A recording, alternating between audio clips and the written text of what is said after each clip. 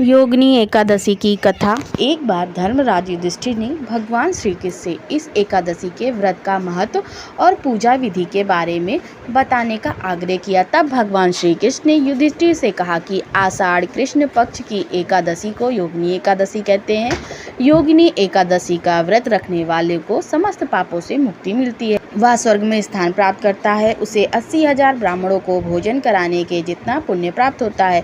तुम्हें पुराणों में वर्णित योगिनी एकादशी की व्रत की कथा और महिमा बताता हूँ। भगवान श्री कृष्ण ने योगिनी एकादशी व्रत कथा। स्वर्ग के अलकापुरी में कुबेर नामक राजा था। वह शिव भक्त था, नियम पूर्वक रोज महादेव की पूजा करता था। हेम नामक माली शिव पूजा के लिए फूल दिया करता था। हेमनी की पत्नी विशाखाक्षी थी, जो बहुत ही सुंदर थी। एक दिन हेम मानसरोवर से फूल लेकर आया, लेकिन घर पर वह पत्नी के साथ हाथ से विनोद करने लगा और कामासक्त हो गया। दूसरी ओर राजा हेम के पुष्प लेकर आने का इंतजार करता रहा।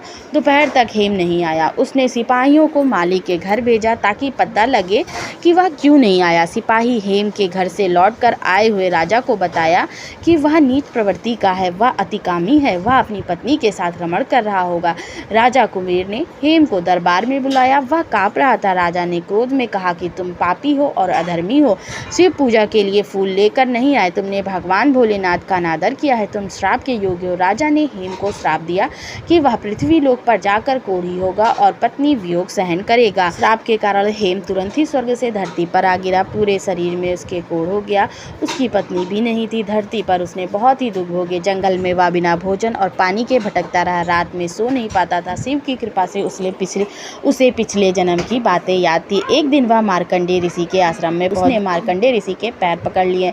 उसने अपनी पूरी कहानी उनको बताई। तब मार्कंडेय ऋषि ने कहा कि वह एक व्रत के बारे में बता रहे हैं जिसको करने से उद्धार हो जाएगा। उन्होंने कहा, यदि तुम आषाढ़ कृष्ण एकादशी का व्रत विधि पूर्वक करोगे तो पाप मुक्त हो जाओगे। हेम ने मार्कंडेय ऋषि को प्रणाम किया, फिर वहां से चला गया। जब आषाढ़ कृष्ण एकादशी आई तो उसने ऋषि द्वारा बताई गई विधि के अनुसार व्रत किया। भगवान विष्णु की कृपा से उसका कोढ़ ठीक हो गया और वह अपने पूर्ण स्वरूप में आ गया।